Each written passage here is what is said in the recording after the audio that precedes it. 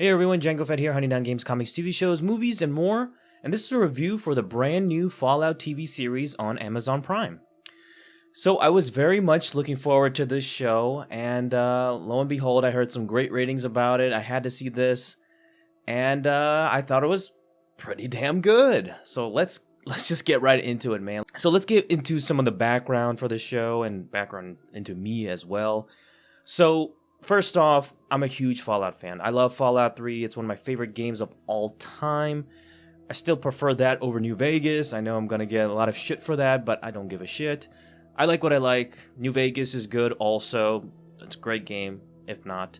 Fallout 4 is not a great game, but it's a good game. It's decent. It's got plenty of great mods to go with it.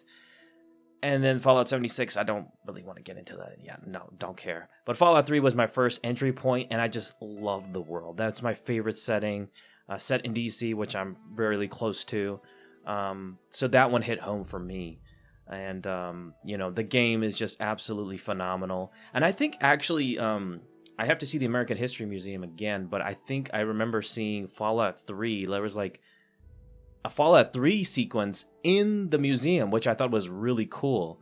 That's how big the game is, that it's actually in a freaking Smithsonian museum. Crazy as it is. So Fallout 3 holds a special place in my heart. It's probably like my number 2 favorite game of all time. So with that being said, I heard about this TV series and I was very much looking forward to it.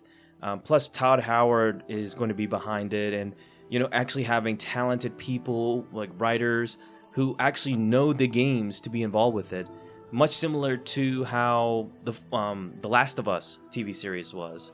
And having Neil Druckmann being a part of the Last of Us TV series was also a huge boost and helped with that tremendously with the season 1 of that series. So I was very much looking forward to it. I heard nothing but good things after seeing all the ratings and had to see this right away. And this was very much on my wish list way before then on Amazon Prime. So what is different about this show on Amazon Prime is that they released everything on Amazon Prime. Instead of having to release it one episode at a time, they released it all, which is completely different from how Amazon Prime has done it in the past. So I think that could have benefited that even further for Amazon Prime, and as well as the Fallout TV series even more.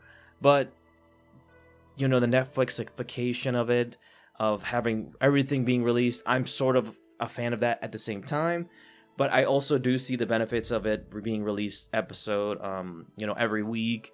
Much like similar to how TV shows used to be back in the day, releasing every week and, new episodes and stuff. And I love bringing that aspect to it too, as well. So enough about that. So the Fallout TV series is here. So behind it, you have very capable people behind this TV series. And to get into this, so this is actually set after New Vegas. I know there was controversy on when it was set because people were saying, oh, this discounts everything for New Vegas because they actually do a certain thing where they get rid of a whole town, a really important town in the Fallout setting. But it was actually confirmed by Todd Howard himself that it's actually after New Vegas, so way after New Vegas, that this would happen, and this TV series is set. So you still have New Vegas, you still have Fallout 3, and now you have this TV series being set after that. So if you're not familiar with Fallout, I don't know how you wouldn't be familiar with it. It's pretty much, the premise is that it's set hundreds of years, 200 years, 100, 200 years after the events of a traumatic event, which was the Great War, and nuclear bombs being set off across the entire world, decimating the entire world, and reversing humanity into like a Stone Age. And with people being in vaults who were survived, and then those on the surface being totally destroyed, but there's also some other mutants and stuff like that. And you have all these different creatures, and it's a crazy setting, and it's a brutal setting. It's also just really fun to engage in, and there's great storytelling, and there's just so much to the world. There's like countless games, and just a great experience that you're going to have with these games. And Fallout 3, that went into the more open world aspect, first person shooter, open world aspect, and then it branched and exploded the entire Fallout universe and became what it is today. So in these games, you pretty much are a vault dweller who comes out from the vaults and sees this destroyed world, and it changes you into this brutal figure because the wasteland itself is a brutal landscape filled with countless horrible people and horrible monstrosities that are out to kill you. But there are some good people in there. So how to differentiate between the good people and the overwhelmingly bad people? You have to figure that out on your own. So that's the beauty of Fallout, in a sense. And I think they captured that masterfully in this world. There's so many Easter eggs and so much homage and tribute. They pay homage to the Fallout video games to here. They truly respected the lore here, and I have to commend them even further than compared to the Last of Us TV series, because they created a brand new story. This isn't anything referencing just going to be Fallout 3 the TV series or Fallout New Vegas the TV series. No, this is his brand new thing set after the events of New Vegas. And it's just brand new story within LA. Set 2296, so 200 years after the Great War of 2077. And it stars 3 important characters. I'm going to get into a 4th character as well. But the 3 important characters you have to know about is, first is Ella Purnell as Lucy McLean. She's a vault dweller. And I'll get into them a little bit. Aaron Moten as Maximus, a squire of the Brotherhood of Steel. And then you have, let's see, Walton Goggins as the ghoul, Cooper Howard.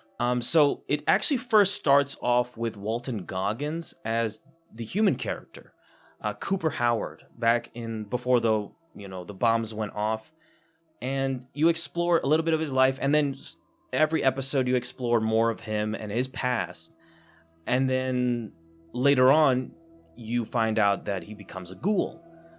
So how does it come to that point? We'll find out more because season 2 has been confirmed, but you slowly find out like what is going on with his past and how it's connected to what causes the end of the world. So that's really cool. That's really, really cool. His character was pretty awesome as the ghoul, and he actually has a lot of interactions with Ella Purnell's character as Lucy, the big-eyed vault dweller. And she is this very idealistic vault dweller who thinks he just sees so much good. And her character is dealing with essentially the fallout, no pun intended, of these raiders who came into her place and took her father and killed a lot of people in her vault dwellers. So she wants to go out from the vaults, and she's kind of barred from that. They don't want her to do that.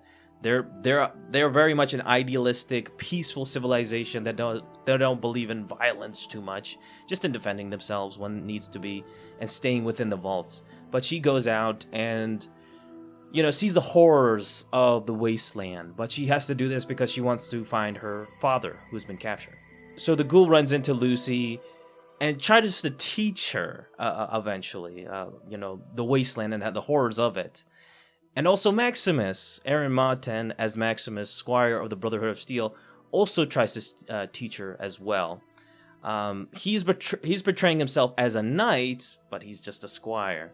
So he's doing this a lot of lying and stealing, and he's capturing the role of the wasteland, but not a Brotherhood of Steel member, but someone who wants to rise up to the top, and wants to really just capture the ideals of the Brotherhood of Steel, but slowly finds there's more to it than just serving no matter what. So I found all 3 characters really fascinating, especially Walton Goggins' character, and there's actually a 4th character that I did not like. I thought it was just absolutely boring. Moses Arias as Norm McLean, who's a Vault 33 resident. So she's from the same vault, or he's from the same vault as Lucy. So Lucy goes out, he stays in, and there's this side story where you find out there's some shady stuff going on with the vault. And I actually did not. The storyline was, I guess, was fine, but it just dragged on so much. Every single episode that I was just bored, and I just wanted to just move on to the other characters. I just did not like that storyline and how it was done. Just in my personal opinion, it just dragged on way too long. So I do have some complaints regarding that. And I do have complaints with Ella Purnell's character as Lucy. I just feel like she was trying to be way too idealistic. Even after the halfway point, she was still like, she didn't change as a character. She still resorted to this nice and kind character, even though the Wasteland is not forgiving at all and a pretty cruel world. After that midway point, she still like resorted to this nice, super nice character and didn't believe in, just defending herself or anything. And in the end, she didn't make that effective choice. And I think there's a saving for season 2 of this show. There was just some decisions with her character I just did not like towards the end. I just thought it was kind of, just not great. And also there are some plot holes with some of the factions, New Vegas related, and they just didn't resolve, as well as I guess there were some other things too. So there was some problems with the show. This show isn't perfect as many people want to make it out as. It's not a perfect 10 out of 10. I don't even think it's a perfect 9 out of 10. Just my opinion, humble opinion. I know people are freaking out over Angry Joe's review of like, oh, it's a 7 out of 10 or something like that. I think that's a pretty fair rating if you ask me, and people are freaking out over nothing. They just want to see everything overly good, and it has to be the best thing ever, or it's the worst thing ever. It's never in the middle. Like, people are just not, they just can't take criticism at all. But I think this is a fantastic show. It really pays a lot of respect to the Fallout universe, and the writers and developers really seem to understand Fallout, unlike others like Halo, for instance, that never played the game. These guys, you see they have played the game, they understand the world, and really, I gotta give them more credit than The Last of Us, even though I think Last of Us is a better TV series, in my humble opinion. This, actually, I have to give them a lot of credit because they created their own story from that. So I'm giving the Fallout TV series a...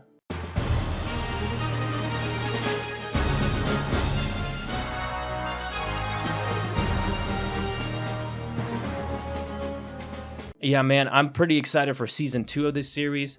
It's been a big success for Amazon, and I hope they don't do this thing where they release it all together with Fallout Season 2. Just release it episodically. I think it would have been more effective. And, Amazon Prime is killing it, man. With The Boys, you have Invincible just being fucking incredible. Probably one of the best TV series of all time. I mean, the way it's going right now, Invincible Season 2 was just amazing. And then you have the Fallout TV series. Oh my God. I mean, there's going to be some really great TV series now. And look, you have video game, properties actually being fucking good now. And maybe this is the route to go. Instead of just fucking movies, forget movies. Go into the TV show route and have creators and developers who understand and respect the material, whatever material it may be, and create that TV series. And then it can be super successful. And Fallout TV series, The Last of Us, those shows have just been an absolute blessing. And video game fans are just now just loving it, and everybody's loving it too. So it's not just for video game fans, but it's for everyone else to enjoy at the same time. People who don't know anything about Fallout or The Last of Us can enjoy these for everyone. Also, I have to say that the ending was fantastic, and they set up perfectly for fans of New Vegas, for some cool things in the future for season 2. And hopefully we see Death Claws and Super Mutants down the road. Oh my goodness, that would be so awesome. And hopefully I just really want to see Lucy evolve and not just be the super idealistic goody two shoes vault dweller. She needs to change. She needs to be this dynamic new character, and I hope they do that justice, because that's how our characters were in the Fallout video games. So you want to see that happen with that happening there. I mean, hopefully. So let me know what you think of the Fallout TV series in the comment section below. Please be sure to like this video, subscribe to my channel, Django Fett, if you haven't already, and I'll see you guys on the next video. Peace.